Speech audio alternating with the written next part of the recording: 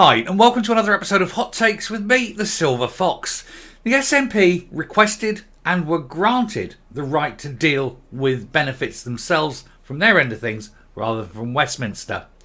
And of course, it's gone the way you expect. It's been an absolute shower of complete shite, Nothing's gone right. There's been delays, there's been problems. Nobody knows what they're doing. They've never run anything like it before.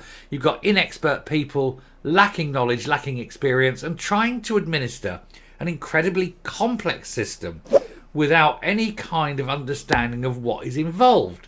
So of course it's gone wrong. It was always destined to go wrong. But it was a little power grab that the SNP wanted to show how wonderful and brilliant they are, and to show the people of Scotland how they can be trusted to run an independent Scotland. They know what they're doing.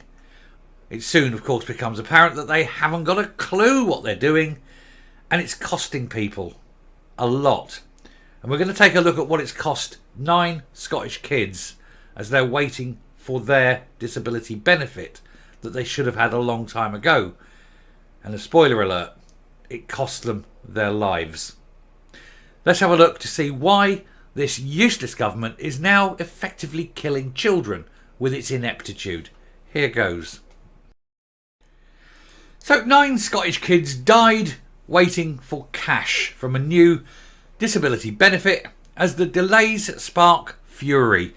This is what happens when you get idiots put in control of people's lives. Things that are important get delayed or lost, mismanaged, and it costs people dearly. One child had waited over a year for their application to be decided before they died. This is money they should have had. This is money and assistance and aid that should have gone to that family that could well have saved lives. And it didn't, because you've got these morons sitting there not knowing what they're doing, lacking the ability even to make a decision, because the powers have been removed from lower levels and taken up into the elite until eventually it's only ministers that can decide on everything. But the ministers can't decide because they're not very bright. And so where you would normally have experts making decisions that you're paying these experts a salary for, that power is being subsumed always upwards. A disabled child died while waiting over a year to have their application for a new devolved benefit processed. 9 kids have tragically passed away as they waited for approval from Scotland's Social Security on vital child disability payment. Labour MSP Paul O'Kane said these heartbreaking cases hammer home the importance of getting Social Security right. It is simply harrowing that children have died while waiting for support they were entitled to. Scottish Social Security, the Dundee-based government agency, is in charge of a raft of benefits after Social Security became a shared power with Westminster. I think something that should never, ever have happened. They were given this power. They said, right, we'll create this, we'll do this. Have you done this before? No. Do you know what you're doing? No, but we'll learn on the job. Who's making the decisions? Well, we don't really trust the people on the ground to make the decisions. We'll uplift those decisions and we'll pull them up ever higher and higher, so that there's fewer and fewer people making more and more decisions, even though we're removed from the problem and don't know anything. And that's what's happened. Some benefits remain with the Department of Work and Pensions, while others covering children and disabled people are a matter for the devolved agency. This was a bad decision. It should never have been a devolved matter. Over 70,000 children and young people receive CDP, but we revealed last year that applicants were waiting months for approval. New figures show the heartbreaking cases where a child has died before approval was granted. And that lack of funding will undoubtedly have contributed to the deaths of at least one or several of these children, possibly all of them, and possibly more to come. One child applied in December 2021, but the Benefits Agency was notified of the death in March 2023, a gap of over 400 days. Another application was made in June 2022, but the agency was informed of the death 249 days later, while the decision was still being considered. There should be no more than, let's say, 6 weeks maximum between application and decision. Other gaps between applications and notifications include days. Notifications of death include days of 199 days, 177, 102, 86, 73, and 48, and even 4. I think the 4 is unfortunate, but I think 48. You're talking your 6 weeks there, and I think that's probably about right. O'Kane said the devolution of social security powers to Scotland was an opportunity to build a better system. How can it possibly build a better system when you've got the SNP running it? We know that they're incompetent. We know that they're stupid. We know that they're lazy. We know that they're crooked. Why would you trust the SNP to do anything? They couldn't run a whelk stall, let alone a department that for some is a matter of life and death. No one should have to spend their final months of their lives or their child's life fighting against a system that is supposed to work for them. The SNP must explain why children are facing such long waits and what action it will take to ensure these lifeline payments can be delivered with the urgency needed. I genuinely think it wouldn't surprise me if these waits were deliberate, in the hope that the more kids that die, the less money they have to pay out, and they can make an absolute saving, because it's much easier to have people die than it is to try and do anything about solving their problems. We know that this is something they looked at during the COVID pandemic with all the DNRs and the terrible things that went on in the care homes. So why should this be any different? This is who these people are. They're psychopaths and sociopaths. They have no consideration for people. Social Security Scotland said in their response to the Freedom of Information request, while we cannot comment on individual cases, you choose not to, you can.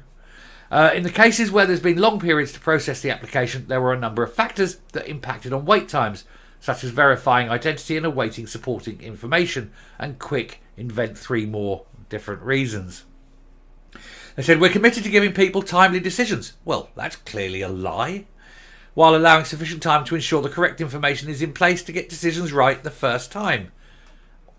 No, go in and assume everything's right, give them the help, and then if it turns out later it isn't, then you sort it out. The median average processing time for CDP was 97 working days. Now that's 97 working days, so you can divide that. That's 130 days. That's 4 months. Getting on for 5 months, isn't it? That's a long time. It is a long time. How can it possibly take that long to process a claim? Claim comes in, you've got all the details, you put it on a computer, you go boom. Does it look right? Yes. Does it look like it needs an inspection? Possibly. Go and get it Have you got a doctor's note? Yes. There you go. Done. It isn't hard. If the doctor signed off on it, it should be enough. The number of children in receipt of CDP in December was the highest in Glasgow, which accounts for 14% of the caseload. And I'm going to tell you why. A lot of these disabled people tend to be a result of a certain group. There's a certain group which represents a very small part of the population, but which has an extraordinarily high level of disabilities. A lot of it's to do with inbreeding and marrying cousins. I'll leave you to imagine who I'm talking about. This was followed by Fife, North Lanarkshire, South Lanarkshire, with each accounted for 7% of the caseload.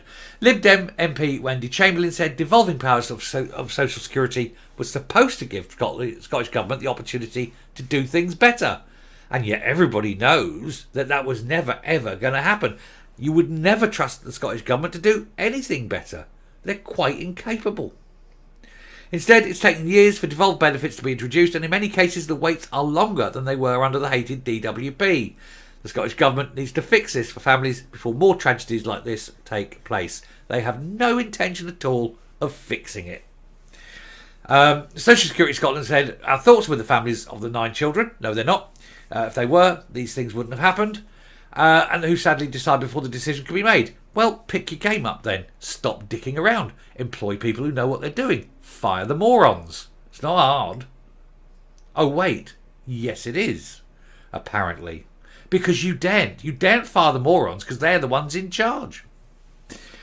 And they go on and they're talking. They can't talk about individual cases, which of course they can. They're just choosing not to because it's embarrassing for them.